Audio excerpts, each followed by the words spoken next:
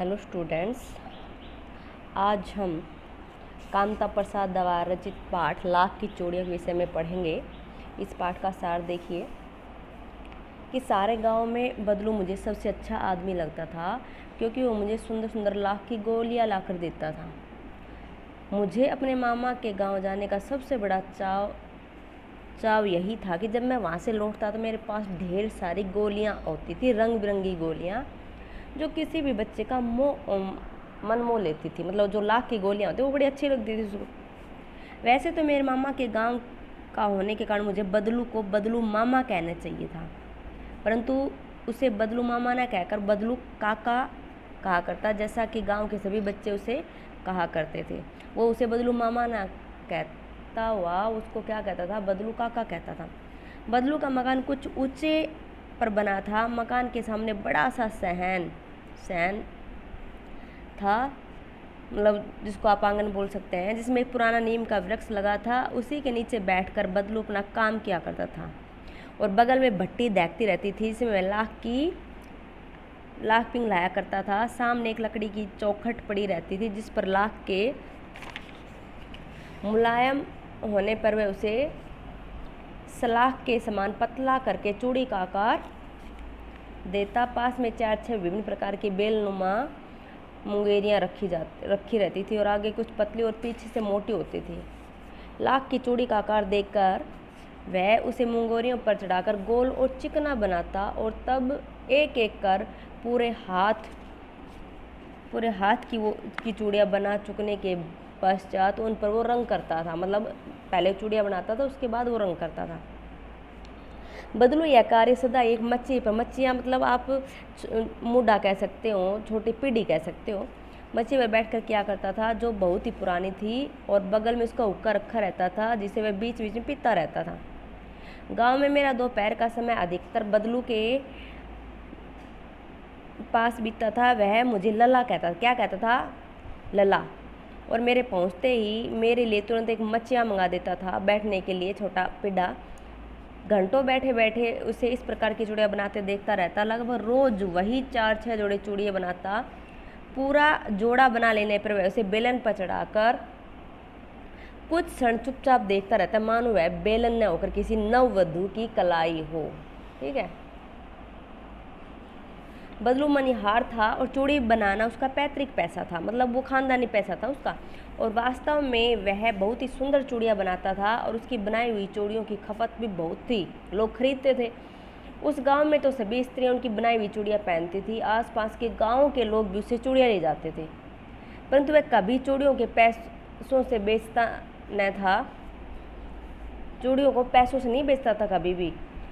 उसका अभी तक वस्तु विनिमय का तरीका, वस्तु विनिमय मतलब होता है कोई एक चीज़ देने के बदले उसके वापस में कोई वस्तु ही लेना, जैसे अनाज लेना है, कोई और वस्तु ले लेना, और लोग अनाज के बदले उसे चूड़ियाँ ले जाते। बदलू स्वभाव से बहुत सीधा था। मैंने कभी भी उसे किसी से झगड़ते नहीं देखा। वो सीधा साधा स्वभाव का, शादी विवाह के अवसर पर व्यवस्थित जिद पकड़ जाता था। ठीक है।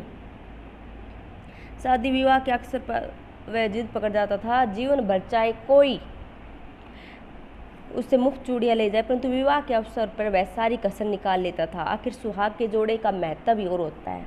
मुझे याद है मेरे मामा के यहाँ किसी लड़की के विवाह पर जरा सी किसी बात पर बिगड़ गया था और फिर उसका मनाने में लोहे लगे, मतलब बहुत ज़्यादा दिन लग गए। विवाह में इसी जोड़े का मूल्य इतना बढ़ जाता है कि उसके लिए उसकी घरवाली को सारे वस्त्र मिलते हैं, ढेरों अनाज मिलता है, उसके लिए अपनी पगड़ी मिलती है, पगड़ी मतलब सर पे पहनने वाली, और रुपये जो मिलते हैं 16, मतलब बहुत सारा सामान मिलता है। ठीक है। यदि संसार में बदलू को किसी बात से चिढ़ थी तो वह थी कांच की चूड़ियों से। यदि किसी भी स्त्री के हाथों में उसे कांच की चूड़ियाँ दिख जाती तो वह अंदर ही अंदर कुड़ जाता मतलब चिढ़ थी उन चूड़ियों से। कभी कभी तो 2-4 बातें सुना भी देता। मुझसे तो वह घंटों बातें किया करता, कभी मेरी पढ़ाई के बारे में पूछता, कभी मेरे घर के बारे में, और कभी यूं ही शहर के जीवन के बारे में। मैं उससे कहता कि शहर में सब कांच की चूड़ियाँ पहनते हैं, तो वह उत्तर देता शहर की बात और है लला, वहाँ तो सभी कुछ होता है, वहाँ तो औरतें अपने मर्द का हाथ पकड़कर सड़कों पर घूमती रहती हैं। घूमती भी हैं, और फिर उनकी कलाइयाँ नाजुक होती है ना, लाख की चूड़ियाँ पहने तो मोच आ जाएगी। ठीक है। कभी कभी बदलू मेरी अच्छी खासी खातिर भी करता था, और जिन दिनों उसकी गाय के दूध होता था वैसा था मेरे लिए मलाई बचा कर रखता था। और आम की फसल में मैं रोज़ उसके यहाँ 2-4 आम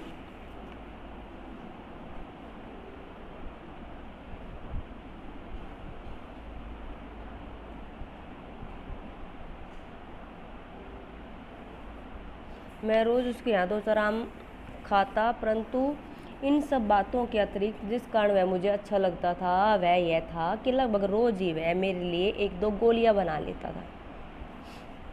मैं बहुत बार हर गर्मी की छुट्टी में अपने मामा के यहाँ चला जाता और 1-आध महीने वहाँ रुककर स्कूल खुलने के समय तक वापस आ जाता, परंतु 2-3 बार ही मैं अपने मामा के यहाँ गया होऊंगा। तभी मेरे पिता की एक दूर के शहर में बदली हो गई, और एक लंबी अवधि मतलब बहुत लंबे समय तक मैं अपने मामा के गांव जा सका। तब लगभग 8-10 वर्षों के बाद जब मैं वहाँ गया तो इतना बड़ा हो चुका था कि लाख की गोलियों में मेरी रुचि नहीं रही। अतः गांव में होते हुए भी कई दिनों तक मुझे बदलू का ध्यान न आया। इसी बीच मैंने देखा कि गांव में लगभग सभी स्त्रियाँ कांच की चूड़ियाँ पहने हैं। विरले मतलब बहुत कम हाथों में, किसी किसी हाथों में लाख की चूड़ियाँ देखी। तब एक दिन सहसा मुझे बदलू का ध्यान हो आया। बात यह हुई कि बरसात में मेरे मामा की छोटी लड़की आंगन में फिसल कर गिर पड़ी और उसके हाथ की कांच की चूड़ी टूटकर उसके कलाई में घुस गई और उससे खून बहने लगा। मेरे मामा उस समय घर पर न थे, मुझे ही उसकी मरहम पट्टी करनी पड़ी। तभी सहसा मतलब अचानक मुझे बदलू का ध्यान हो आया और मैंने सोचा कि उससे मिलाऊं। अतः शाम को मैं घूमते घूमते उसके घर चला गया। बदलू वहीं चबूतरे पर नीम के नीचे खाट पर लेटा था। नमस्ते बदलू काका, मैंने कहा।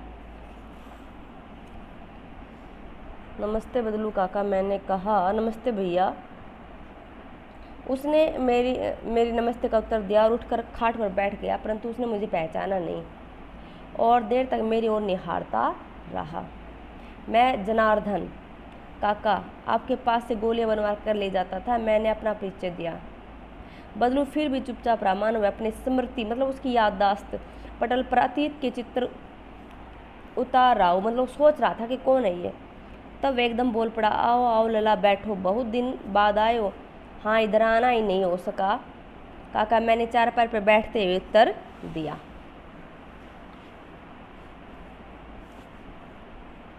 कुछ देर फिर शांति रही। मैंने इधर उधर दृष्टि दौड़ाई, देखा न तो मुझे उसकी मच्छियाँ नजर आई न भट्ठी।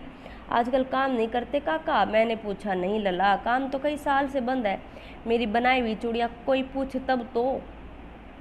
गांव गांव में कांच का प्रचार हो गया है। वह कुछ देर चुप रहा, फिर बोला, मशीन युग है ना यह लला, आजकल सब काम मशीन से होता है, खेत भी मशीन से जोते जाते हैं, और फिर जो सुंदरता कांच की चूड़ियों में होती है लाख में कहाँ संभव है। लेकिन कांच बड़ा खतरनाक होता है, बड़ी जल्दी टूट जाता है। मैंने कहा, नाजुक तो फिर होता ही है लला। कहते कहते उसे खांसी आ गई और वो देर तक खांसता रहा। मुझे लगा उसे दम आया है। अवस्था के साथ साथ उसका शरीर ढल चुका था, उसके हाथों पर और माथे पर नसें उभर आई थी। जाने कैसे उसने मेरी शंखा भांप ली और बोला, दमा नहीं है मुझे, फसली खांसी है, यही महीने 2 महीने से आ रही है, 10-15 दिन में ठीक हो जाएगी। मैं चुप रहा, मुझे लगा उसके अंदर कोई बहुत बड़ी व्यथा छिपी है। मैं देर तक सोचता रहा कि इस मशीनी युग ने कितने हाथ काट दिए हैं। कुछ देर फिर शांति रही जो मुझे अच्छी नहीं लगी। आम की फसल अब कैसी है? आम की फसल अब कैसी है काका? कुछ देर पश्चात मैंने बात का विषय बदलते हुए पूछा। अच्छी है लला, बहुत अच्छी है, उसने लहकर उत्तर दिया और अंदर अपनी बेटी को आवाज़ दी। अरे रज्जो, उसकी बेटी का नाम रज्जो था। अरे रज्जो, लला के लिए आम तो ले आओ। फिर मेरी और मुखातिब का मतलब वो देखकर बोला, माफ़ करना लला, तुम्हें आम खिलाना भूल गया था। नहीं नहीं काका, आम तो इस साल बहुत खाए हैं। वाह वाह, बिना आम खिलाए कैसे जाने दूंगा तुमको।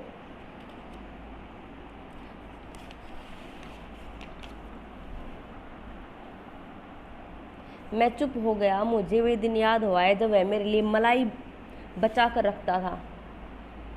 गाय तो अच्छी है ना काका, मैंने पूछा। गाय कहाँ है लला, 2 साल हुए बेच दी, कहाँ से खिलाता। इतने में रज्जो उसकी बेटी अंदर से एक डलिया में ढेर सारे आम ले आई है। तो बहुत है काका, इतने कहाँ खा पाऊँगा, मैंने कहा। वाह वाह, वैस बड़ा शहरी ठहरे ना।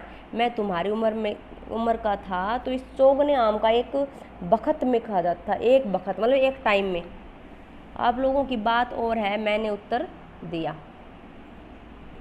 अच्छा बेटी, लला को 4-5 आम छाड़कर 2 सिंदूरी वाले देना। कैसे आम दे रहा, सिंदूरी वाले। देख लला कैसे हैं, इसी साल यह पेड़ तैयार हुआ है। रज्जो ने 4-5 आम अंजुली मतलब अपने हथेली में लेकर, दोनों हाथों में लेकर मेरी ओर बढ़ा दिए, मतलब दिए। आम लेने के लिए मैंने हाथ बढ़ाया तो मेरी निगाह एक क्षण के लिए उसके हाथों पर ठिठक पड़ी। गोरी गोरी कलाइयों पर लाख की चूड़ियाँ बहुत ही फब रही थी। फबना मतलब सुंदर लग रही थी। बदलू ने मेरी दृष्टि देख ली और बोल पड़ा, यही आखिरी जोड़ा बनाया था जमींदार साहब की बेटी की विवाह पर। 10 आने पैसे मुझको दे रहे थे, मैंने जो नहीं दिया कहा शहर से ले आओ। मैंने आम ले लिए और खाकर थोड़ी देर पश्चात चलाया। मुझे प्रसन्नता थी कि बदलू ने हार कर भी हार नहीं मानी थी। उसका व्यक्तित्व कांच की चूड़ियों जैसा न था जो आसानी से टूट जाए। थैंक्स स्टूडेंट्स, मेरे चैनल को लाइक कीजिए, सब्सक्राइब कीजिए और कमेंट